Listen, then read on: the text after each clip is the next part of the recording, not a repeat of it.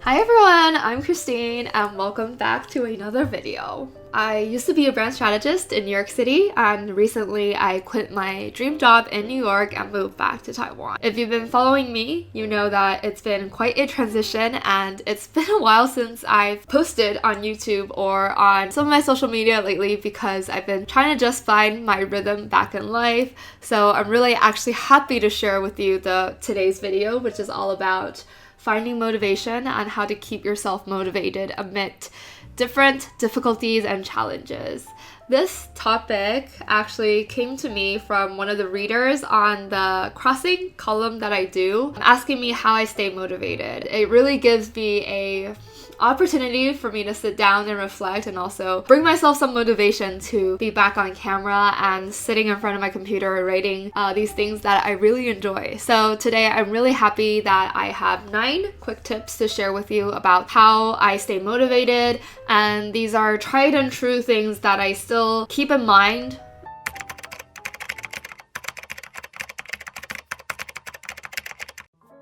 So the first is define your pain points. This is one of the things that I do when I work with a brand or a company, and I do this when I think about a specific goal that I want to reach.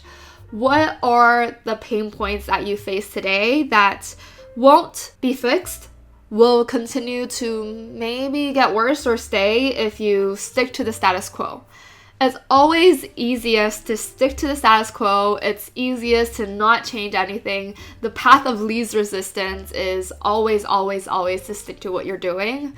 But you have this goal in mind that you want to reach, and often it is because of something that you want to accomplish in life, but also some of the things with your current life that you want to change. So with brands, it's current challenges in the market. For you, it might be challenges that you face with your life, with work, with anything that you have going on in your day-to-day that you're not 100% happy or satisfied with, that brings you to have this further goal on in life. I invite you to ask yourself this question. If I don't change anything about my current situation, what are some of the pains that will continue to stay? Or what are the pains that will progressively potentially get worse over time? The size of the pain in this instance doesn't really matter. It's more about really listing out what are the things that are bothering you, what are the things that you potentially want to change, facing them head on, face to face, honestly, being true to yourself about what you really want to make better or make different about the current status quo that you face in life. With growth, it inevitably comes with quote-unquote growing pain. So it's really thinking about the growing pains versus the specific pain points that you want to fix and comparing them so that you are able to face the discomfort that you have with changing the status quo and motivating yourself to know that, okay, these are the pains that will continue to nag at me and continue to bother on with my current life if I don't change.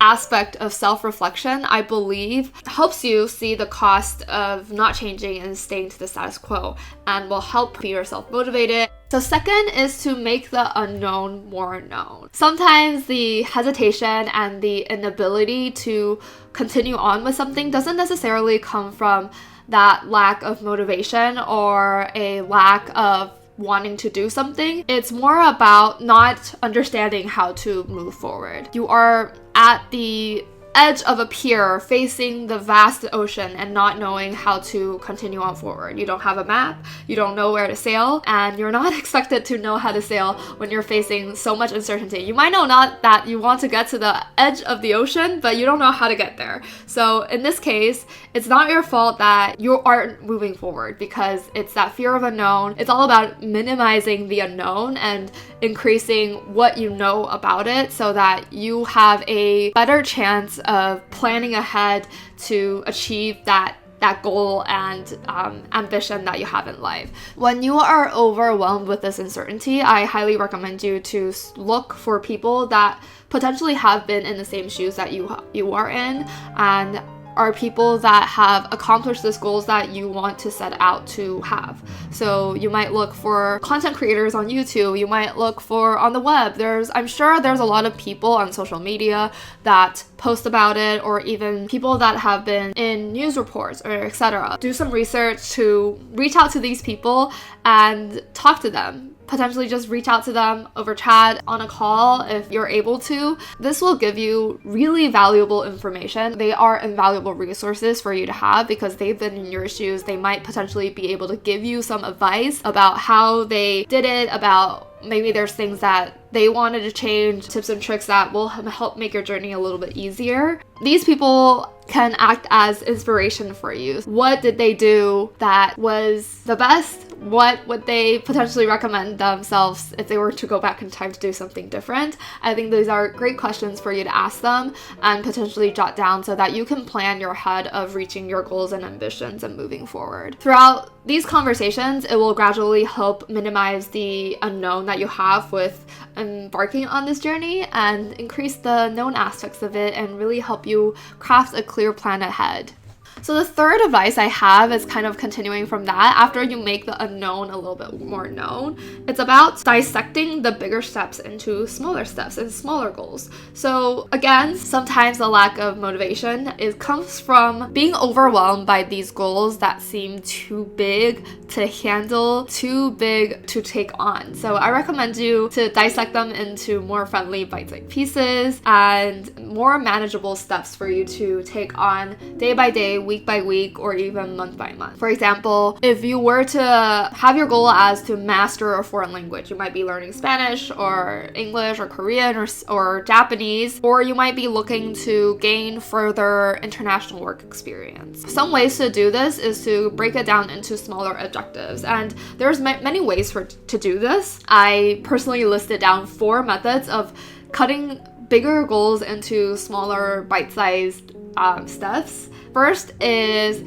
potentially to have your goals be more time-based. So for example, if language learning is one of the goals, you could potentially have a time-based goal every day for like spending 15 minutes to dedicate yourself to learning vocabulary about the specific language, even 30 minutes to podcasts, or dedicate one afternoon a week to plan out how you achieve these long-term goal of moving abroad. The second method might be more topic-based. So you could try to learn 10 food-related vocabulary or words daily, or practice a specific scenario of, for example, like going to a restaurant, going to a diner and ordering and learning about all the potential phrases, words, and interactions that you might encounter with when you're having that interaction. Or potentially it might be a goal this week. So for this week, you might be wanting to learn about all the study abroad possibilities at this specific country. And then next week, you might be exploring the visas or work opportunities, and then dissecting it that way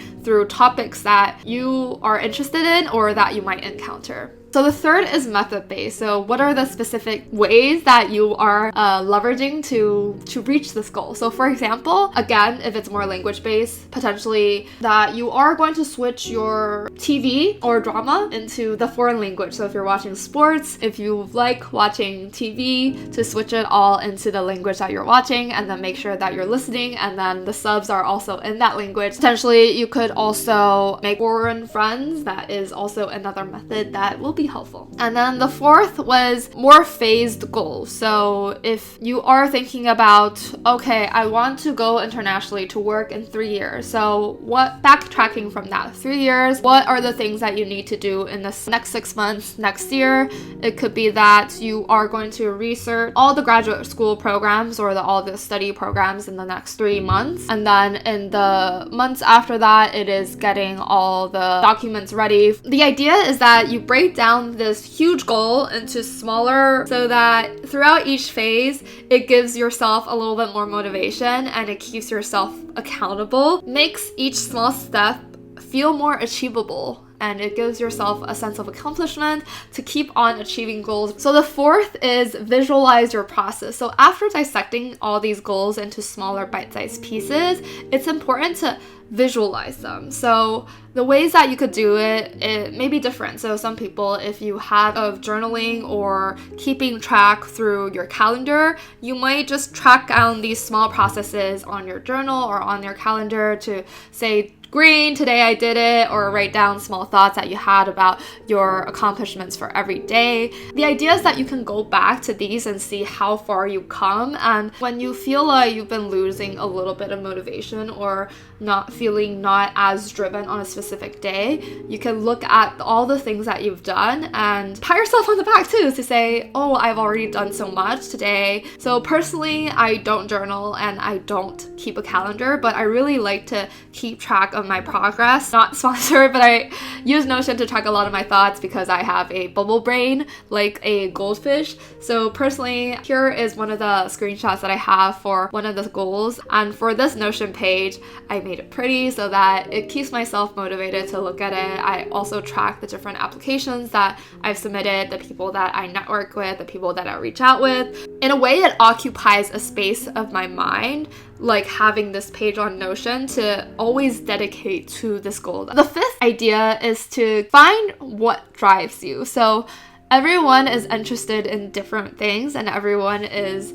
driven by different motivations. For me, I think it's really understanding and coming down to an idea of clearly what drives you. Ask yourself why you want to particularly pursue this goal. Why is learning this foreign language so important to you? What is so important about doing a grad school program in this country that's so important to you? Is it because that you feel like your current life experiences are more limited? Is it because that you want to explore more different lifestyles? Or is it because that you want to have different options in your career that you currently feel like you don't have? Getting down to the why, it's a question that I got asked a lot quite at school and also in my work, to get down to the why of what drives people. Getting down to the why and finding what inspires you will help align these goals and make you more motivated to do this goal, because it helps build to your larger goal in life. Also, it's all about finding what drives you. So like feeling like this page is pretty on my Notion, it drives me because I like looking at beautiful and well-organized things. So that drives me. Additionally, I know being at a cozy cafe and having a light, nice cup of coffee and being nice ambient setting, that drives me. Or you could motivate yourself by saying that after you accomplish your language learning for a day, you can treat yourself to a snack. So with that, it's about like finding your personal motivation and also giving yourself some positive reinforcement every time you do something that helps train your brain to feel more positive about the task that you're doing and also the goal that you have in mind. And the sixth thing is that to really change your perspective and see every challenge as an opportunity for growth. It's annoying, but it's true. It's all about changing your perspective. It's not, one thing that really continues to stick with me is the saying that it's not important what happens to you, it's important how you react or perceive the things that are happening to you. So for example, the same thing might happen to two different people. If you're more positive in perceiving what happens versus the other person, you'll be happier. So it's all about tricking your mind, shifting your mindset so that you are going to continue to give yourself positive enforcement. Even though everyone will feel frustrated when they're facing a challenge or a hurdle, I think it's important, and I do this too. And I previously also shared this briefly in my video, I failed, but these are the things I learned. It's important that after giving yourself some time to reflect and be able to sit down and breathe, after giving yourself enough time to process, I try to remind myself this idea that if I get through this, I'm stronger. I'm already stronger having been through this. And giving yourself that really helps change the mentality to see the barriers as opportunities rather than challenges. So by changing this perception of how you view challenges, you are gaining strength internally and growing. The 7th tip I have is to focus on progress and not on perfection. So sometimes you feel frustrated after you've hit a hurdle, or if you've done something that you feel like is not quite right at the time. It's important to not get discouraged by these small setbacks. You have to tell yourself that growth is inherently, it's going to be challenged and it's going to be imperfect at times. So I've learned to tell myself like not to focus on everyday's mistakes, to really focus on how I can make tomorrow better or how I can make today better. Chinese saying that I've told myself, I told a lot of my friends and family this of like 关关难过关关过. It's a Chinese idiom of saying that every challenge is going to be hard, but you will get through it. And another saying that I say a lot is like 头过身就过. So it's like once your head is through, your body will be through too. It's like a cat of like getting through the fence. If you're halfway in, you're gonna be halfway out as well. So that mentality helps me to stop overanalyzing, focusing on how you could do the next step better, focusing on how you can plan for the next steps. For me, it's more important to fix the mistakes that have already passed. I think one of the most important things is to find your support system.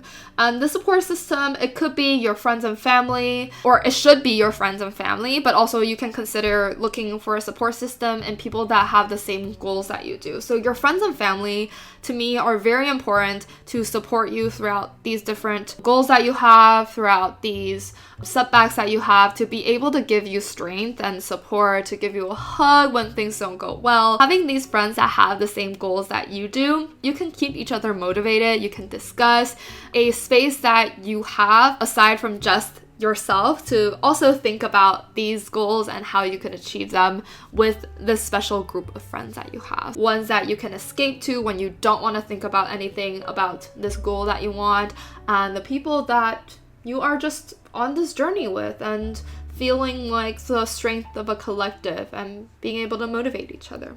And one of the last things I want to share about how to keep yourself motivated is to be gentle with yourself. Be kind to yourself. Don't over-blame yourself. We are often our hardest critics. We are often the harshest on yourself. I invite you, when you are feeling a little bit down, when you're facing these challenges or feeling like you can't find the motivation within to keep on going, to sit down and ask yourself, if your friend was also facing this, what would you tell them? Or how would you potentially help them? So I know if you're talking to a friend, you might be telling them, well, it's okay, it's going to be better, you're already doing so well. Take that energy for yourself too and encourage yourself, be kind, be gentle, give yourself time to process the different feelings that you have along the way. Give yourself the rest that you need. Don't be so harsh on yourself too about how much time you need. Everyone has a different time frame. Everyone has a different pace of life, because that is the energy that will come from the rest to be able to propel you further on with your goals and ambitions. All right. Those are the top 9 things and 9 tips that I have on how to keep motivated and how I keep myself motivated. Don't hesitate to comment below or write me a message if you have any thoughts or questions. If you are curious more about my life in Taiwan, curious about brand strategy, curious about anything and all of everything, happy to answer and discuss. I hope you enjoyed this video, and I hope to see you again quickly next time. Bye!